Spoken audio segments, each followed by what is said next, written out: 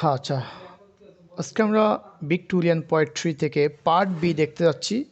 তো দেখা যাক আমরা যারা সামনে পরীক্ষা দিব তাদের জন্য পার্ট বি থেকে কোন কোন কোয়েশ্চেনগুলো আমাদের জন্য মোস্ট ইম্পর্টেন্ট, এবং সেই ইম্পর্টেন্ট কোয়েশ্চেন থেকে আজকে আমরা কয়েকটি কোয়েশ্চেনের আনসার সলভ করতে যাব ইনশাল্লাহ। তো দেখা যাক প্রথম কোয়েশ্চেনটা হচ্ছে কি, how does Tennyson's satires the Victorian age in Locksley Hall. এটা 12 এবং 18 সালে আসছে। এরপর দেখেন, how does Tennyson denounce the materialism of his age in Locksley Hall. এরপর দেখা যাচ্ছে, why did the speaker of the poem Locksley Hall fail to marry his beloved. এখন 1, 2, 3 আপনি যদি একটা আনসার শিখেন তিনোটা লিখতে পারবেন একটা আনসার দিয়ে, এরকম একটা সিস্টেম আছে। কারণ এখানে ওই ইনফরমেশন ছাড়া আর কোনো ইনফরমেশন নাই, সেই জন্য আপনি যদি একটা আনসার শিখেন তাহলে সবগুলো লিখতে পারবেন। তাহলে আমরা এটা আমাদের জন্য একটা সৌজন্য সুযোগ। এমন একটি আনসার আমি করেছি, যেটা দিয়ে আপনি লক্সলা হল থেকে যে কোনো কবিতা আসলে, যে কোনো কোয়েশ্চেন আসলে ওইটাই লিখলে হয়ে যাবে। এরপরে 3 নাম্বার না, 4 number, what is the effect of the lotus on the sailors. Sailors এখানে মেরিনার্স আসতে পারে, সেলার্সের জায়গায় মেরিনার্স, এরপরে সোল্ডার, যে কোনো একটা দিতে পারে। অর্থাৎ এগুলো যারা খায় তাদের তাদের প্রভাব কী। এরপরে হোয়াইস ইনুনি ইন স্যাড মোড, ইনুনির কেন দুঃখ ভ্রাক্রান্ত হৃদয়ে আছে, এটা। এরপরে বাকি যে প্রশ্নগুলো রয়েছে এগুলো আমাদের জন্য কমন নেই, যদিও পড়তে পারেন আপনাদের ইচ্ছা 6 থেকে 11 পর্যন্ত। তো আমরা পড়বো যে কয়টা, 5টা এখান থেকে। আজকে আমরা দেখি 5টা ইনশাল্লাহ শর্ট কোয়েশ্চেন শেষ করব। তো আমাকে কে জানি বলেছিলেন ইনুনির ব্যাকগ্রাউন্ডটা জানেন না, এটা কে?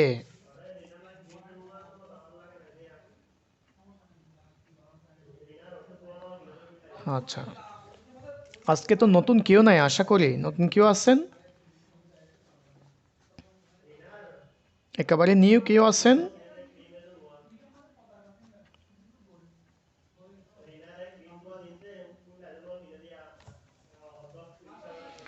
আচ্ছা, আশা করি নেই, থাকলে সাউন্ড আসতো। আচ্ছা, দেখা যাক। আমরা প্রথম কোয়েশ্চনটা তিনোটা দিয়ে দিছি একসাথে, কারণ আমরা একটা আনসার দিয়ে তিনোটা লিখবো ইনশাল্লাহ। তারপর দেখি। আচ্ছা, দেখি একজন রেডিং পড়েন তো।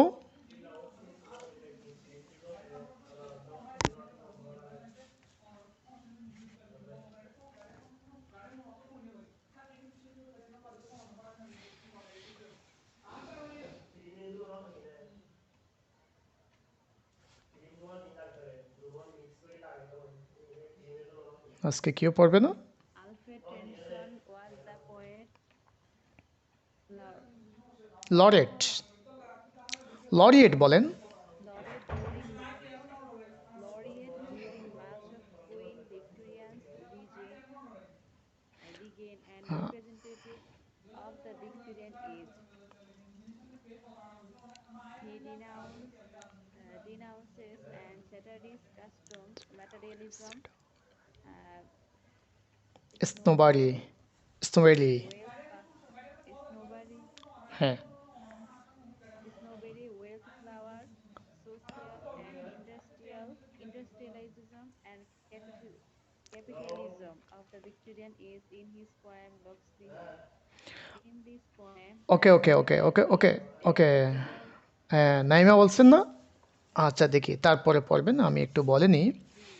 Alfred Tennyson was the poet laureate during,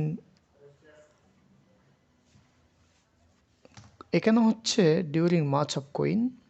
march of কুইনটা আমরা বাদ দিতে পারি, একটা শব্দ এক্সট্রা পড়ে গেছে। এটা এটা যদিও উইকিপিডিয়াতে আছে, আমরা না দিলেও চলবে। এখন তাহলে Alfred Tennyson was the poet laureate. Alfred Tennyson ছিল একজন কি? Poet laureate. রাজকবি, সভাকবি বলতে বুঝেন?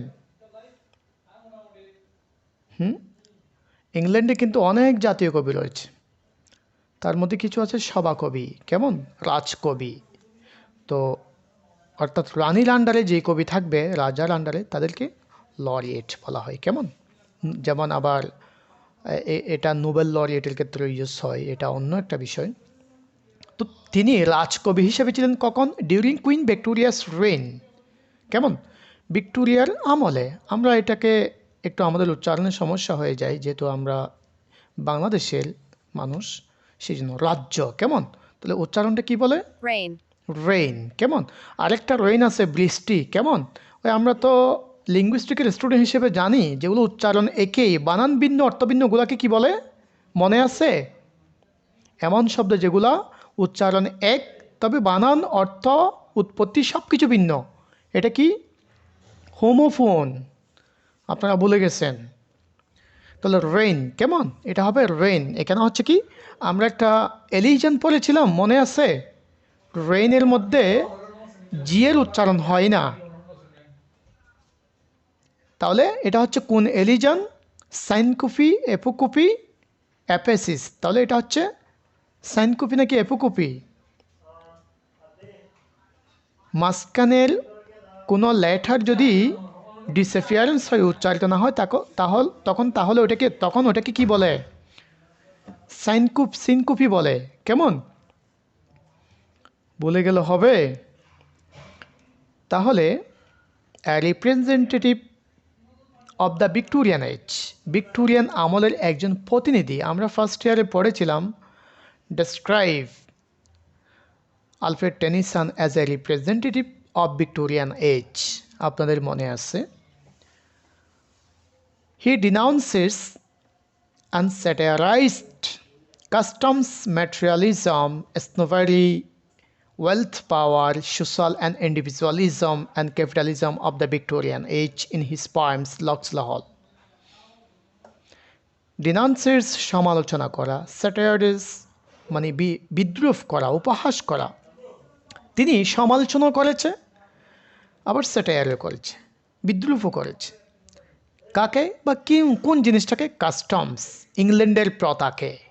কাস্টম বলতে ইংল্যান্ডের প্রথা। ম্যাটেরিয়ালিজম, ইংল্যান্ডের ম্যাটেরিয়ালিজমকে। সো আমরা ম্যাটেরিয়ালিজম বলতে কি বুঝি? আমরা ম্যাটেরিয়ালিজম শব্দের সাথে পরিচিত হয়েছি লিটারেচারে। জড়বাদ। কেমন? প্রকৃতিবাদ। তারপরে স্নোবেরি, খারাপ দৃষ্টিভঙ্গি। ওয়েলথ পাওয়ার, সম্পদের ক্ষমতা। Social and industrialism. কেমন? এই সামাজিক এবং শিল্পায়নের প্রতিও তিনি সমালোচনা করেছেন, স্যাটায়ার করেছেন। Capitalism of the Victorian age, Victorian এজের ক্যাপিটালিজম, অর্থাৎ ক্যাপিটাল মানে আমরা বুঝি যে রাজধানী, আবার আরেকটা শব্দে প্রয়োগ করা হয় ক্যাপিটাল মানে ধনতন্ত্র বা পুঁজিবাদ। এখানে রাজধানী ওই বিষয়টা আসবে না। ধনতন্ত্র বোঝাতে অর্থনীতির ভাষায় যেটা পুঁজিবাদ, সেই পুঁজিবাদকে বোঝাবে। কেমন? ক্যাপিটালিজমের, অর্থাৎ যারা অর্থনীতি পড়েছেন ইন্টারে ভালো করে, তারা কিন্তু তাদের মনে আছে মানে পৃথিবীতে কয় ধরনের অর্থনীতি আছে, তার মধ্যে পুঁজিবাদ একটা। কেমন? তাহলে এটা হচ্ছে কি? ক্যাপিটালিজম।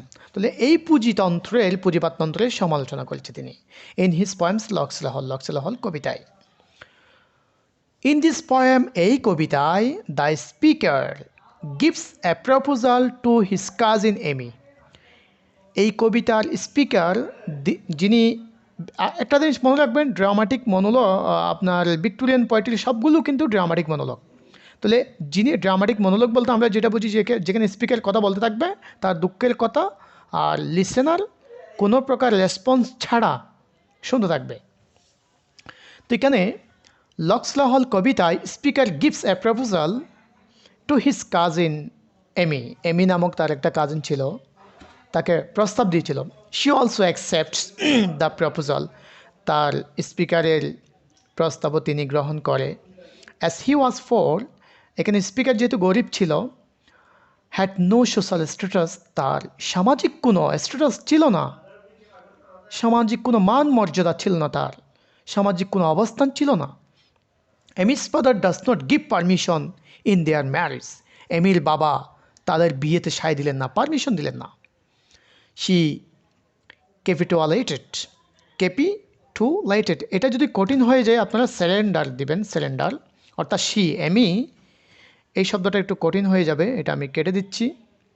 যদি সিনোনিয়াম জানা থাকা আমাদের জন্য ভালো, কিন্তু এই মুহূর্তে এটা শিখতে গেলে আমাদের অন্য একটা বলে যাব।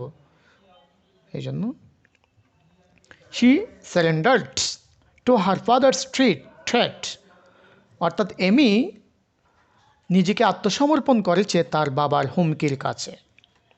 বিকজ, কারণ she has no capacity to resist that, তার কোনো ক্ষমতা ছিল না বাবার সেই অর্ডার প্রত্যাখ্যান করার। She is married to a moneyed man, সে একজন টাকাওয়ালা টাকলার সাথে বিয়ে করে।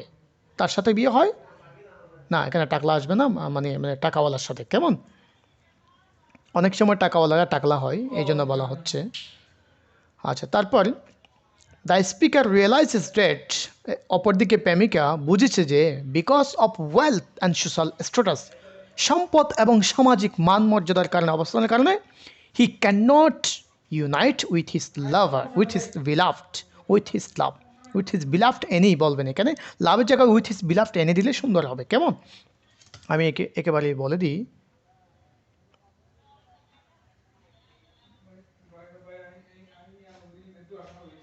with his beloved Amy.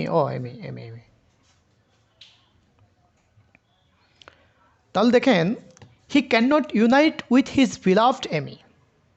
He also curses the social rules and regulation. তিনি অর্থাৎ স্পিকার অভিশাপ দিয়েছে সামাজিক নীতি, সামাজিক নিয়ম নীতিকে, হুইচ স্ট্যান্ড ইন দ্য পথ অফ দ্য টু লাভার্স, যেটি দাঁড়িয়েছে, এখানে দাঁড়িয়েছে হলো বাধা হয়ে দাঁড়িয়েছে, হুইচ স্ট্যান্ড ইন, যেটি দাঁড়িয়েছে বাধা হয়ে দাঁড়িয়েছে দুটি লাভারের পথে। হি ডিনাউন্সেস, তিনি সমালোচনা করছে the mercenary marriage. Mercenary marriage বলতে, মার্সিনারি একটা শব্দ আছে, এটার অর্থটা একটু দেখেন, বেতনভোগী, ভাড়াতে বিদেশ সৈনিক। অর্থাৎ এটা যদি আমাদের জন্য এখানে নিই, অর্থ দ্বারা প্রলুব্ধ মার্সিনারি। কেমন, মানে যেটা আমরা ভাড়াটে কি বিবাহ, মার্সিনারি। তারপরে because of having money a boorish man can marry a girl like his beloved, শুধুমাত্র টাকা থাকার কারণে একজন অসভ্য মানুষ, বরিশ ম্যান, একজন অসভ্য মানুষ তার গার্লফ্রেন্ডের মতো মেয়েকে বিয়ে করতে পারে। ফর দিস রিজন, এই কারণে হি এখানে